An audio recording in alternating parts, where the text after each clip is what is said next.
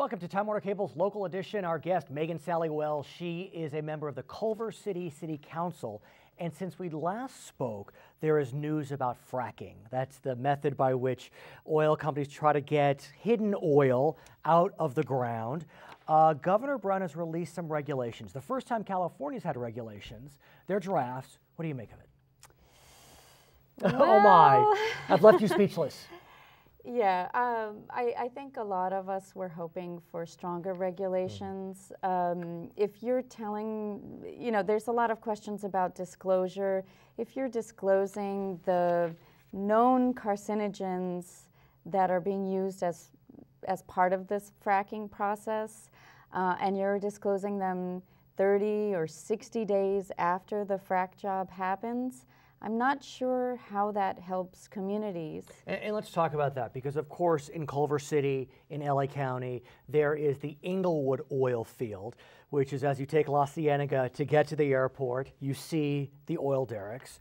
And there is a concern because, like you said, under the proposed regulations, the disclosure of the chemicals that are used in the frack have to be made 60 days after the frack.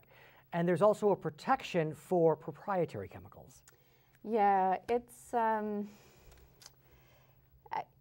you've seen this in other areas of the country where even health officials are barred from knowing what chemicals are being used in places where the public there are people who live close by, water systems. So in other words, when you don't know, you can't protect the people. Here's what's frustrating for so many of us.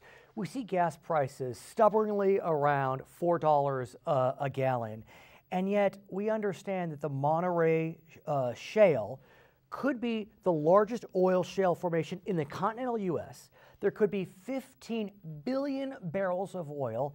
We don't even have to worry about the Middle East if we can focus on the Monterey Shale, which runs from Northern California to Los Angeles. Yeah. But to get it, it's through the frack.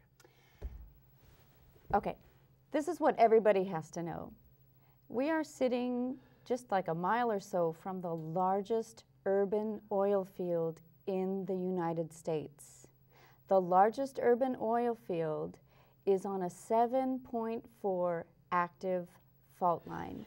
Now, imagine the population, imagine the reality, the seismic reality, and when you take the data from the U.S. Geological Survey that have shown that some oil drilling processes have caused well, I'll say this. It is true that the Inglewood oil field is on the Newport Inglewood fault. That is a true statement. Mm-hmm. It's also a true statement that homeowners in your community have said they've found bizarre cracks in their property.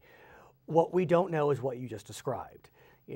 Does fracking truly cause seismic activity? We know in Pennsylvania where they're fracking, they've had earthquakes. They've never had them before. And a lot of it is about the definition of fracking. What's fracking? Is it just the stimulation, the well stimulation, or is it the injection of the wastewater into some well somewhere? How narrowly do you define the process? And what's been shown in other places in the country, it's this water injection that's at the root of this seismic activity.